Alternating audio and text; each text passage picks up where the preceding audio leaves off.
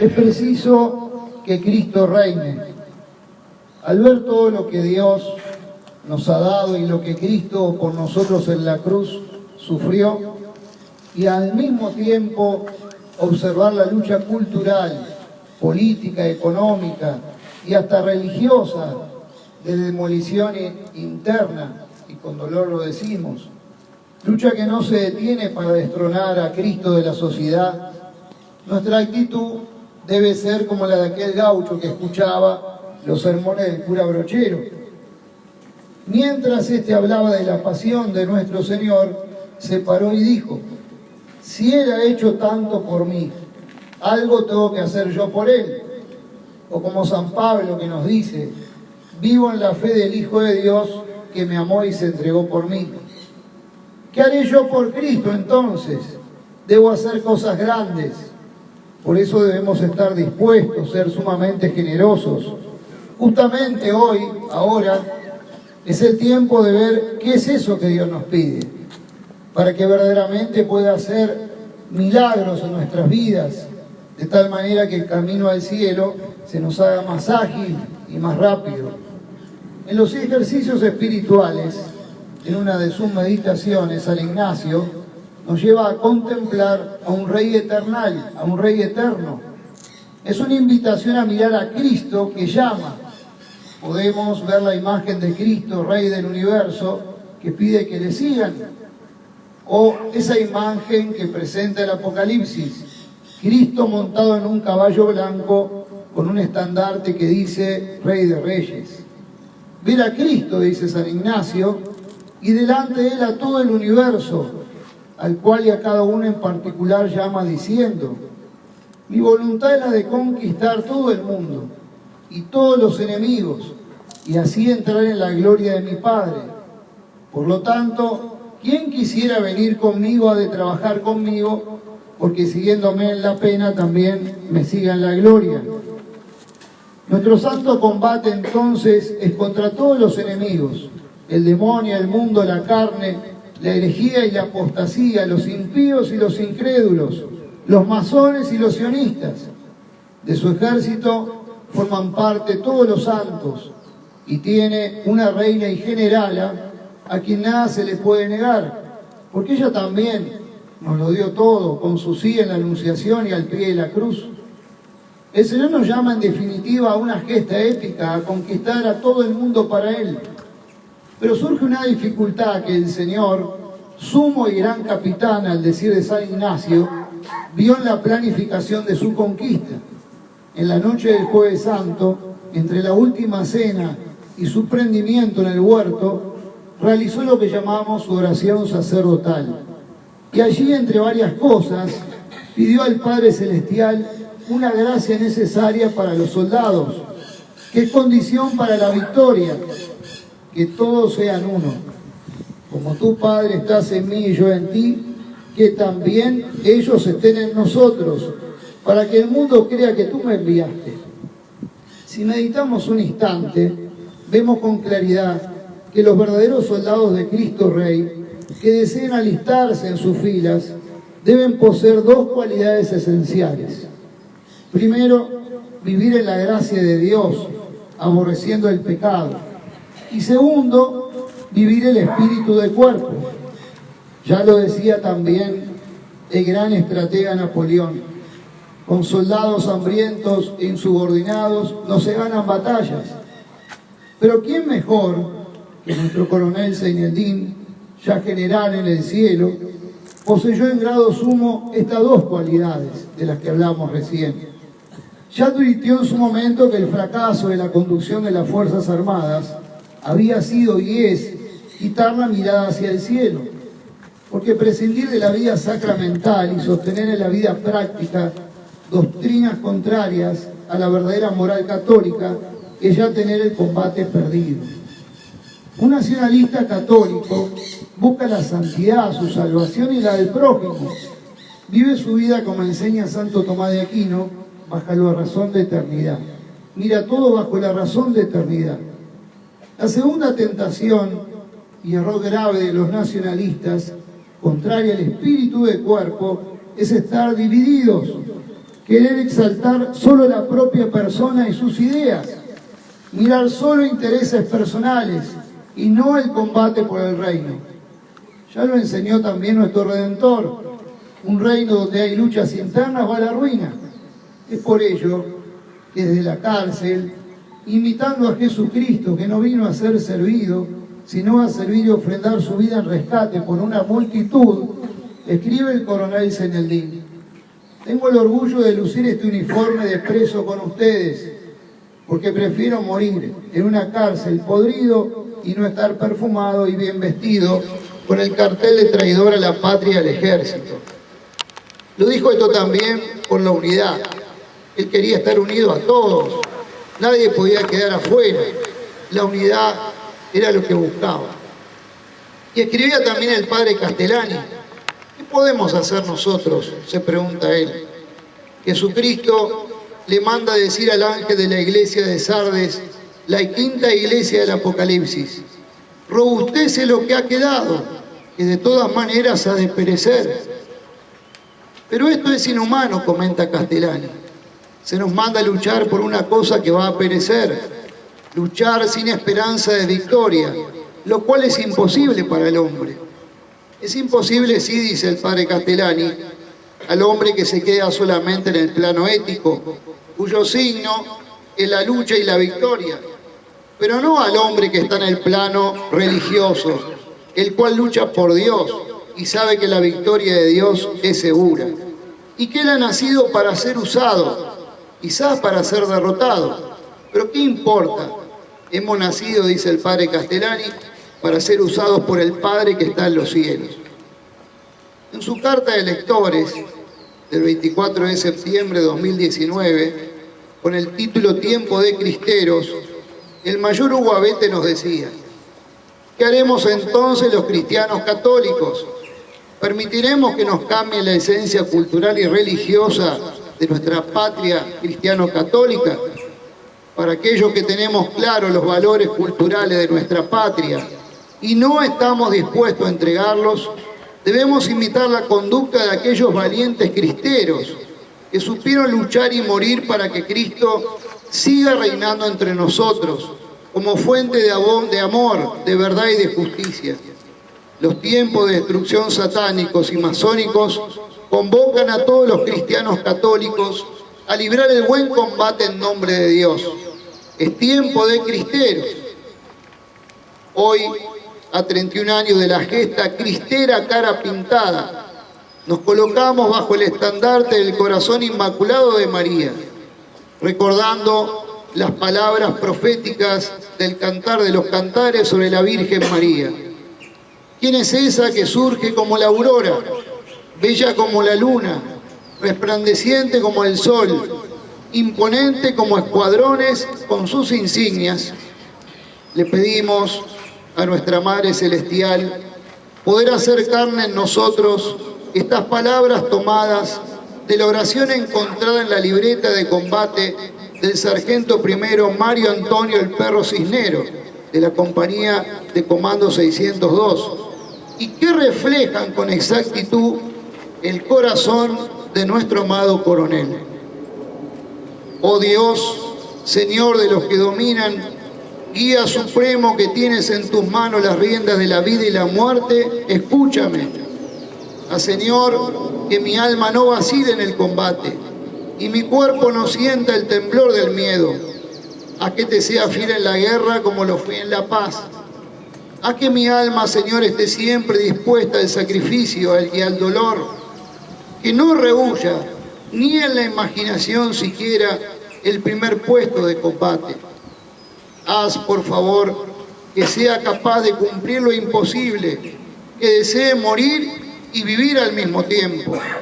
Morir como tus santos apóstoles, como tus viejos profetas, para llegar a ti, Señor. Te pido que mi cuerpo sepa morir con la sonrisa en los labios, como murieron tus mártires. Si llegara a cumplir estos anhelos, podrá entonces mi sangre correr con júbilo por los campos de mi patria, y mi alma subir tranquila a gozarte en el tiempo sin tiempo de la eternidad. Señor, Ayúdame a vivir y, de ser necesario, a morir como un soldado. Concédeme, oh Rey de las victorias, el perdón de la soberbia. He querido ser el soldado más valiente de mi ejército y el argentino más amante de mi patria. Perdóname este orgullo, Señor, que así sea. Hoy está claro para quien lo quiere ver. Nuestra patria está corriendo raudamente hacia su disolución, hacia su desnaturalización, es decir, dejando de ser lo que es para transformarse en otra cosa. ¿Qué nos pasó? ¿Cómo llegamos a esto? ¿Qué debemos hacer? Dice la tradicional sabiduría popular que no hay mayor ciego que el que no quiere ver. La gran mayoría de nuestros conciudadanos, ganados por los vicios de la modernidad, el individualismo, consumismo, hedonismo, egoísmo, se niegan desde hace mucho a escuchar las advertencias respecto de esta involución que se acentúa día a día.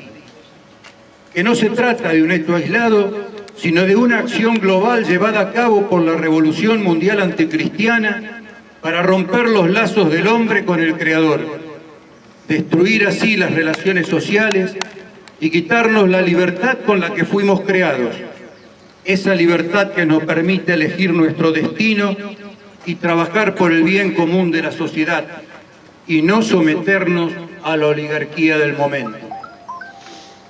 Decía sabiamente Gilbert K. Chesterton que cuando al hombre le sacamos lo sobrenatural, no le queda ni lo natural. Es decir, roto el enlace con la trascendencia, el hombre queda revolcándose en una inmanencia que le hace perder el sentido de los principios y valores que conforman nuestra inconmensurable jerarquía como hijos de Dios, hechos a su imagen y semejanza. Fuimos concebidos para volar alto, para lo grande, para encarar la existencia con un sentido heroico de la vida. Aprendimos que el trabajo y el esfuerzo son las herramientas para desarrollarnos en familia, lugar en el que crecemos y recibimos los valores y principios que nos vienen desde el fondo de la historia y sostienen nuestra dignidad de hombres y ciudadanos. Si hoy estamos aquí reunidos ante el lugar donde reposa nuestro comandante, el coronel don Mohamed Ali Zaineldin,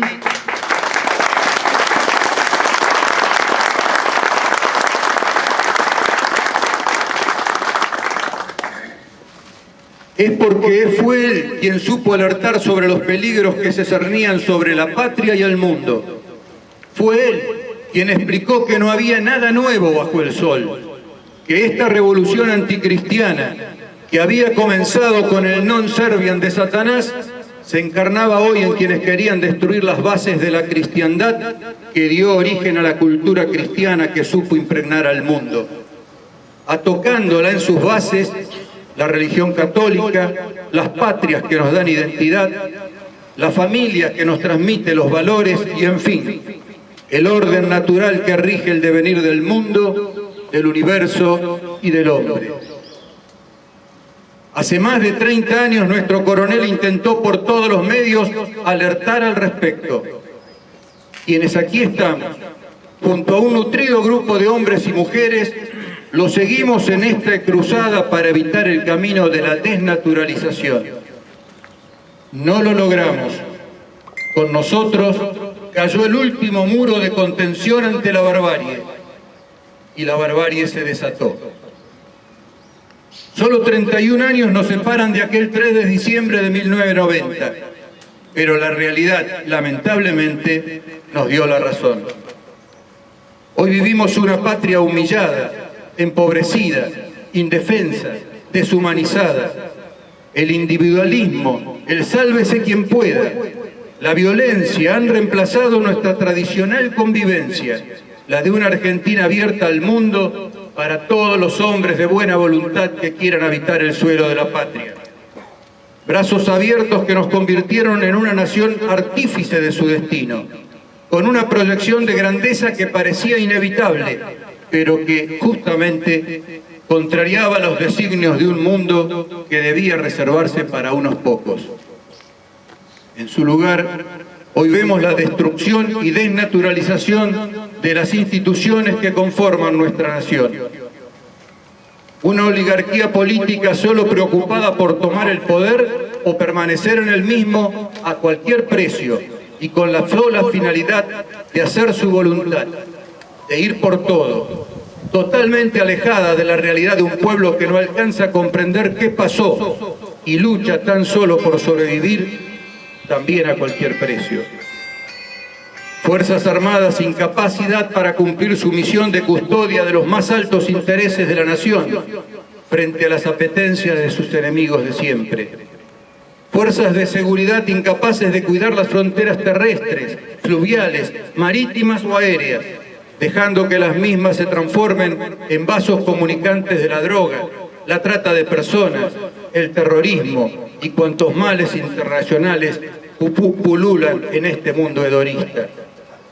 Fuerzas policiales incapaces de asegurar la paz interior con una delincuencia fomentada por el mismo Estado que ya pareciera ser incontenible. Una justicia que ha perdido su majestad, que se ha quitado alevosamente la venda de los ojos que aseguraba su imparcialidad y hoy se somete a los gobiernos o a las ideologías de turno, cuidando más al delincuente que al ciudadano victimizado.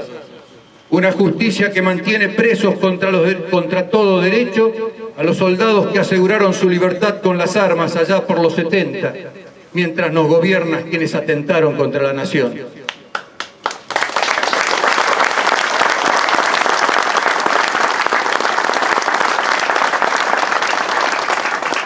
Una educación rebajada al punto de que ya los títulos no son garantía de idoneidad, donde un egresado de la secundaria es incapaz de comprender textos, hacer elementales cálculos y, fundamentalmente, incapaz de aplicar un pensamiento crítico fundado en la cultura adquirida. Y así, junto con una pobreza que lo obliga a vivir de las dávidas del Estado, perder su libertad y transformarse en instrumento del poder. Una economía bastardeada y usada para beneficio de la oligarquía política y sus amigos, generando grietas antes inexistentes, gracias a la presencia de una numerosa y poderosa clase media hoy en vías de extinción. Único antídoto para superar aparentes diferencias entre ideologías que disputan el poder, pero convergen en los mismos fines. Es un todos contra todos, ricos contra pobres, empresarios contra trabajadores, campo versus ciudad, mujeres contra hombres, alumnos contra maestros, civiles contra uniformados, veganos contra carnívoros, ecologistas contra industrialistas, pseudo pueblos originarios contra pseudo conquistadores. Y una interminable cantidad de etcéteras larga y difícil de enumerar. Es que no nos damos cuenta que estas permanentes confrontaciones se ajustan perfectamente a la dialéctica marxista. Es que no vemos la mano del enemigo de siempre buscando la atomización territorial de la patria. Ya nadie busca tender puentes para superar los problemas reales de la gente, unidos en libertad y no adocenados como ganado llevado al matadero en jaulas conformadas por las distintas ideologías que parecieran en el fondo ser lo mismo. Se ha perdido el sentido común, la capacidad de atreverse a pensar distinto fundado en las propias convicciones, mediante el aborto, la eutanasia que ya golpea el despacho de nuestros legisladores, la ideología de género, desnaturalizando al ser humano y pretendiendo hacer creer en la obsolescencia de la célula básica de la sociedad, la familia. El absurdo y ridículo lenguaje inclusivo, que con la sola finalidad de atacar nuestro idioma, el más rico del mundo, que nos ha permitido sobresalir en la cultura universal por la excelencia de sus cultores, y es que la palabra es la expresión del pensamiento. Si atacamos la palabra, anulamos el pensamiento y obtenemos una sociedad lista para la esclavitud. Todo lo someramente esbozado hasta aquí, operando sobre espíritus flojos, cómodos, hedonistas y sin formación, han generado la idea de la inevitabilidad. Esto es así. no se puede hacer nada. El mundo va para allá.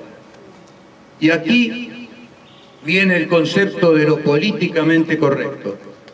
¿Cuántos hay que piensan bien, que se rebelan internamente ante la situación, pero que no se atreven a decir lo que piensan por temor a ser tildados de retrógrados, fascistas, mitógenos, antidemocráticos y un sinfín de sandeces más? Es la dictadura de las minorías. Aquí está la clave.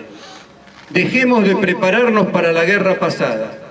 El enemigo, sí, el enemigo, no el oponente, pues busca nuestra destrucción. Ha cambiado sus estrategias, tácticas y procedimientos. Muchos con buena intención sueñan con el rugir de las armas tirando para el lado de la justicia. Pues esas balas pueden caer en el vacío, pues esta guerra no es militar, es cultural y por ello nos compromete a todos. Dos palabras son fundamentales: resistencia y unidad.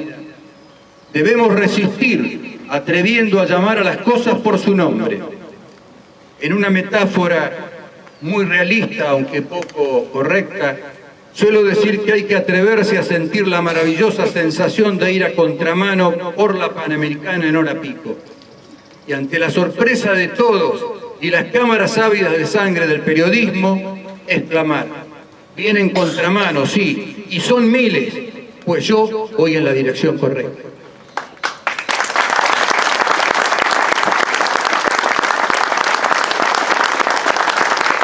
Porque esa es la realidad. El número no es factor de verdad.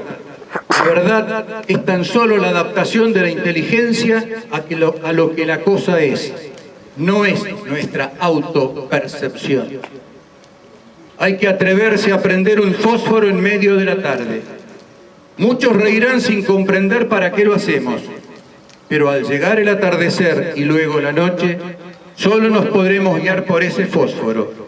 Y en la medida que se haya logrado prender otro y otro, de a pocos muchos se acercarán, porque la luz y el calor siempre atraen.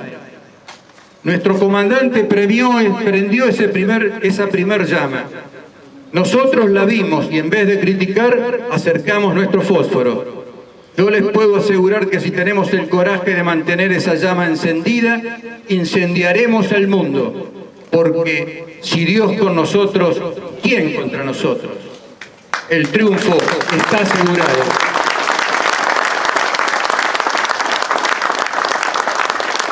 Es mucho el daño causado, es mucho el mal diseminado. No será esta tarea fácil, llevará tiempo.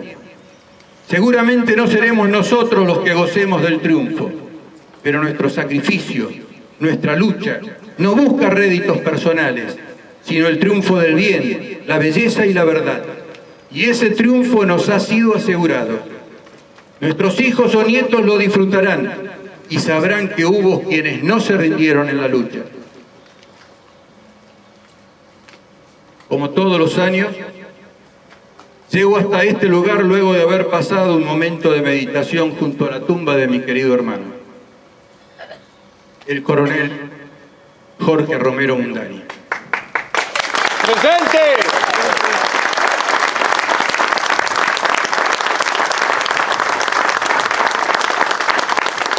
Y es inevitable preguntarme, ¿tuvo sentido tu muerte? ¿Tuvo sentido tanto dolor como también el de nuestros queridos Sargento Verdes y Cabo Primero Morales? ¡Presente!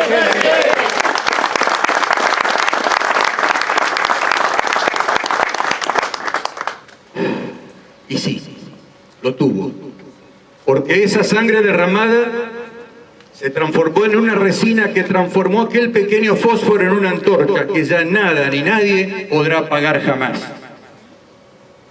Dejando de lado todo prejuicio personal, es hora de estrechar aún más nuestra unión y continuar afirmando los lazos formados por la causa de Dios y patria, que es la que nos convocó y convoca.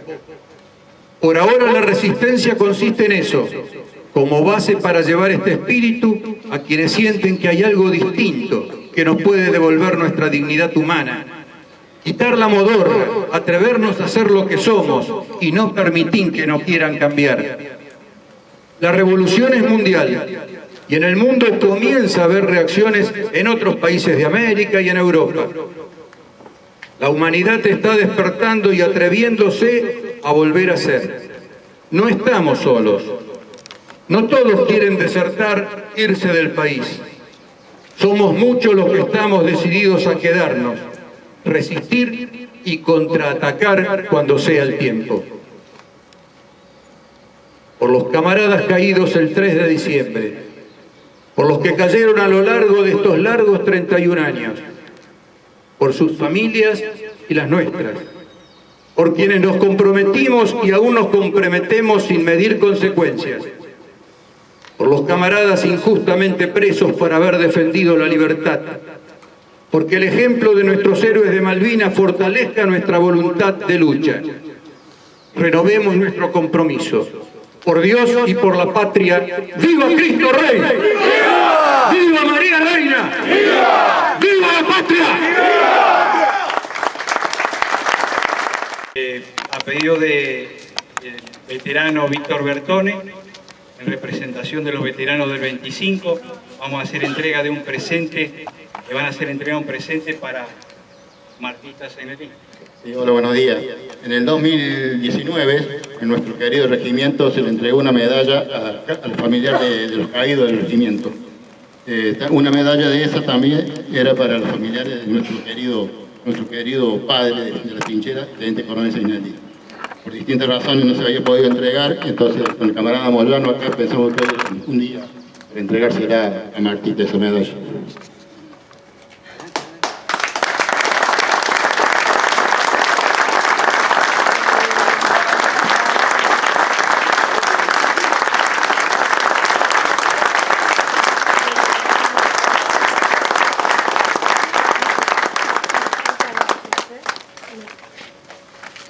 Hola. Bueno, acto seguido nos vamos a reunir acá, en este lugar. Vamos a dar frente hacia la tumba donde descansan los restos de nuestro querido coronel y vamos a cantar nuestro himno. El grito de ataque, clarines vibrantes, nos mandan luchar por Cristo y su iglesia, librar el combate, que la patria antigua resucitará, conservando bien alto la bandera sagrada, que Luján es el manto de la Virgen amada, nuestra tierra gloriosa, para siempre ha de ser la nación victoriosa que jamás dejó de vencer. De pie, juventudes, venid con nosotros, librad el combate, los héroes que están con Dios en la gloria, sirviendo de ejemplo en el recio temple de la cristiandad, conservando bien alto la bandera sagrada, que en Luján es el manto de la Virgen amada, nuestra tierra gloriosa, para siempre ha de ser